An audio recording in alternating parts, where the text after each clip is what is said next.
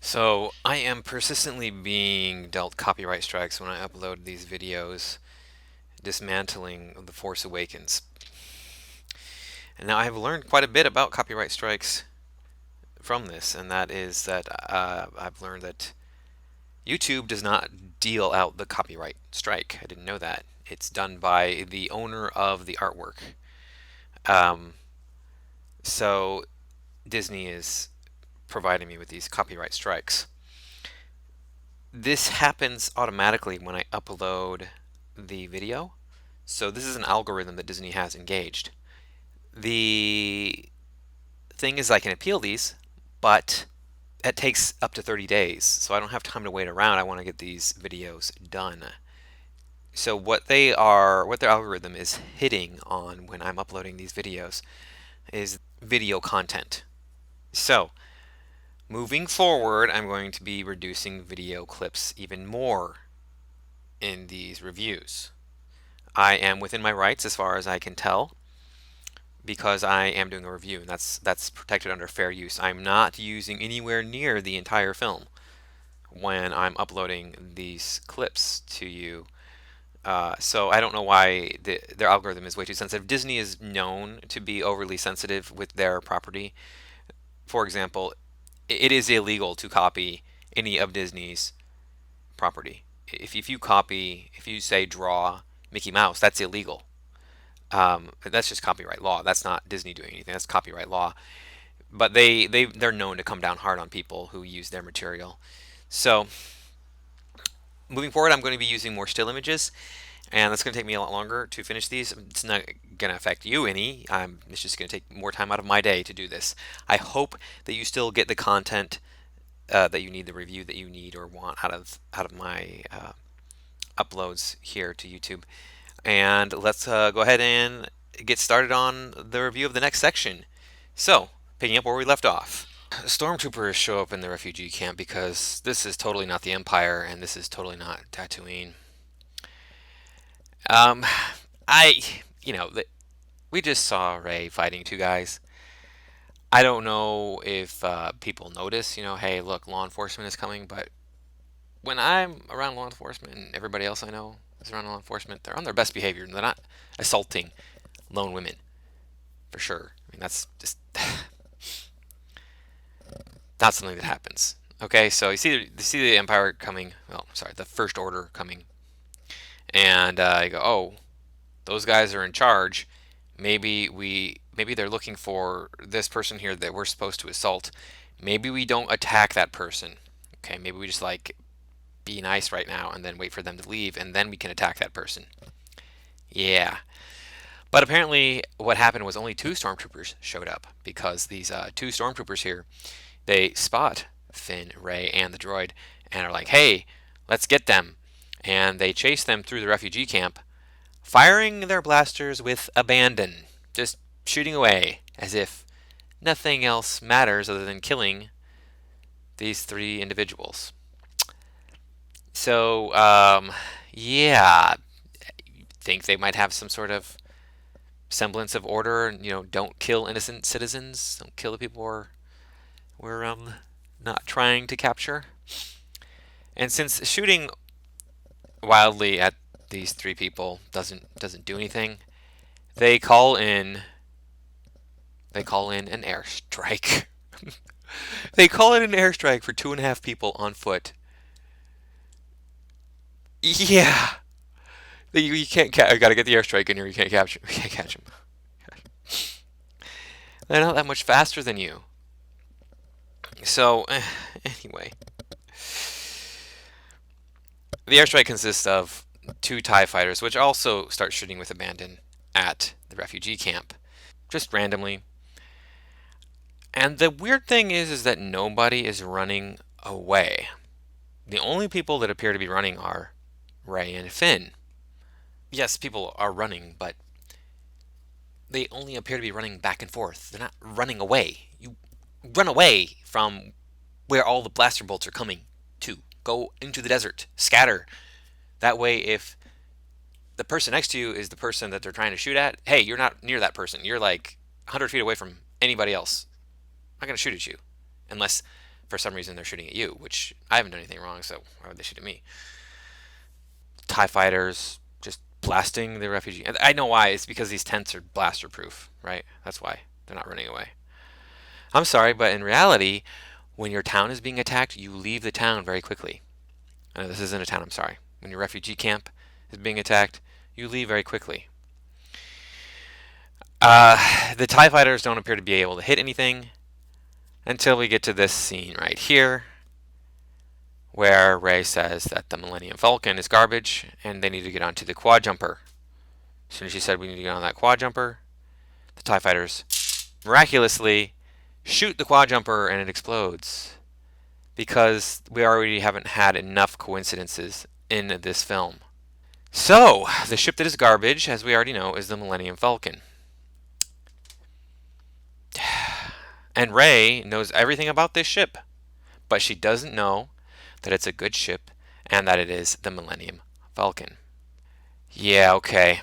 See, let's see here what Rey knows about this ship. Why are intergalactic ships or interstellar ships sitting around on what appears to be a planet filled with desperation, and the ships are unlocked with the keys in the ignition? What? I mean, seriously, these ships would have been stolen a long time ago if they're just sitting there waiting to be taken. Really? I mean, that doesn't make any sense at all. These people are clearly struggling to survive, and just gonna leave your ships here? The keys in the ignition. Doors unlocked. Go ahead. Okay, whatever. So stupid. You would think that there would be, something on the Millennium Falcon to tell you what its name was. We tend to name ships, so there would be something somewhere that would explain to her, hey, this is the Millennium Falcon. The most famous ship in the entire galaxy. The ship that is most responsible for the rebellion happening. Period, hands down. Especially if you watch the Solo movie. And it's just sitting there in Rey's backyard. Yeah, that's not a coincidence at all.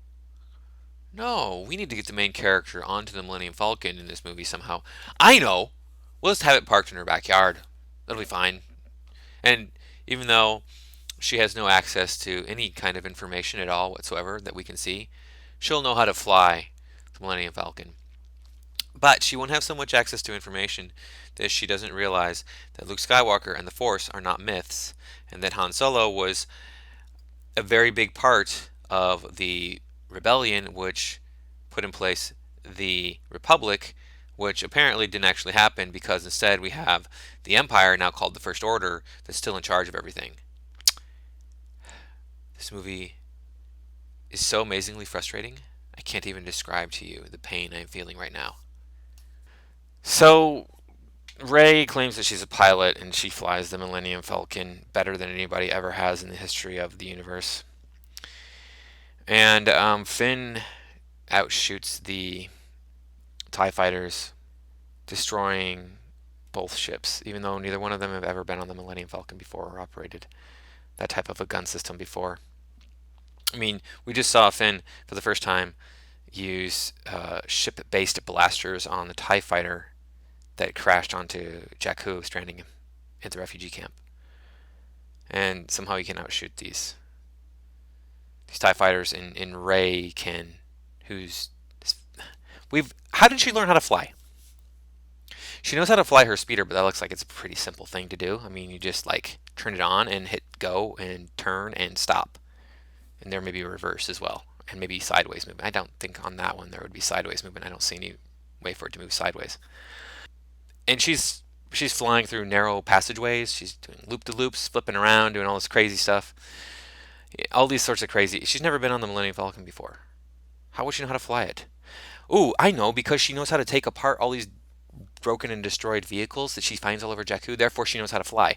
No, we don't see her having a TV. We don't see her having an internet. We don't see her having a book. We see her having zero access to information. Which brings me back to the point here where she's marking days on the wall. When did she learn how to count? Who taught her how to count? We have none of this backstory.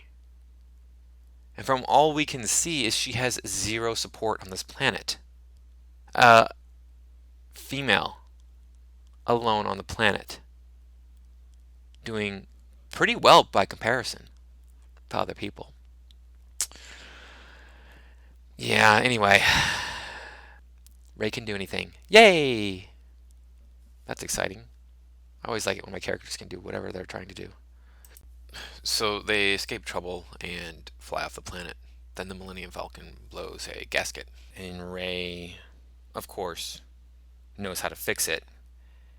We had just learned in the previous scene that the Millennium Falcon is a freighter. Sir, we were unable to acquire the droid on Jakku. It escaped capture aboard a stolen Carillion YT model freighter. I'm sure there were lots of freighters involved in the Battle of Jakku. Whatever that battle was, we're not told. We just know there's a lot of ships there. We know it's a junkyard. So maybe there are freighters there, but yeah, she knows how to fix everything about the Millennium Falcon. I don't know why. So then Rey asks Finn to give her some tape, and there's like 30 different rolls of tape there. He doesn't know which one. The one that he hands her, finally, the correct one, is yellow. Could you just say the yellow one? Really? This back and forth of, I don't know which one it is. I don't know which one is it. This one is it. That one is it. No, just say the yellow one. It's the yellow one right there. Okay, grab the yellow one, hand it to her. Not a big deal. Ugh. Rey starts acting like a 19-year-old spoiled American girl in a galaxy far, far away. Yeah. Finn asks her, hey, why do you want to go back to Jakku? You got a family? You got a boyfriend? A cute boyfriend? And then she says, none of your business, in a very smarmy little attitude. Got a boyfriend? Cute boyfriend? None of your business, that's why. That's not Star Wars. She would say, Jakku is my life, or something like that. Something that is more passionate, that is more mysterious, that allows us to think on a grander scale. None of your business is something that Leia would say when she was trying to give the business to Han Solo, right? Because she was constantly griping at him in Empire Strikes Back, right? And so she would just be like, none of your business, yell at him. This is just cringy stupidity. So, right after stealing the Millennium Falcon,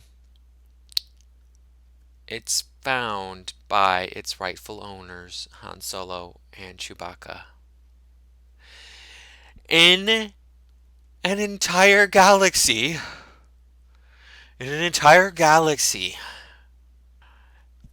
immediately after leaving the planet Jakku, Han Solo and Chewbacca stumble upon their ship that they've been looking for years. Are you kidding me? Really? How in the hell? That is impossible. Impossible. It's bad enough that you have these people coming together on a planet the size of Mars or the size of Earth or somewhere in between. But you have Han Solo finding his ship in the galaxy, knowing the exact location of his ship in the galaxy right after it was stolen by the main characters. This movie bases everything on coincidence. Everything on impossible coincidence. I'm just so furious at this point watching this film in the theater. I almost wanted to walk out. I was just okay. I can't even speak right now. 3 days later. So you may be thinking that well, Han Solo was looking for the Millennium Falcon, and as soon as it left Jakku, it sent out a signal through hyperspace that Han Solo picked up and then came to get the Millennium Falcon. No, it takes time to travel through hyperspace. We've seen that in the other movies. You don't just instantaneously travel from point A to point B. it actually takes time, and I'm going to go into the time it takes to travel through hyperspace a little bit more later on in this video series when we get towards the end of the movie. Yeah, they've been in space like 5 minutes, and all of a sudden Han Solo's right there. No, this is much more impossible than it is that Finn crash landed near BB-8 on Jakku. This is, it just wouldn't happen. There's just all these coincidences. It just ruined the whole movie, really. So anyway, thanks for watching. Please like, comment, and subscribe. I will see you in the next video. Yeah, let me know what you think below.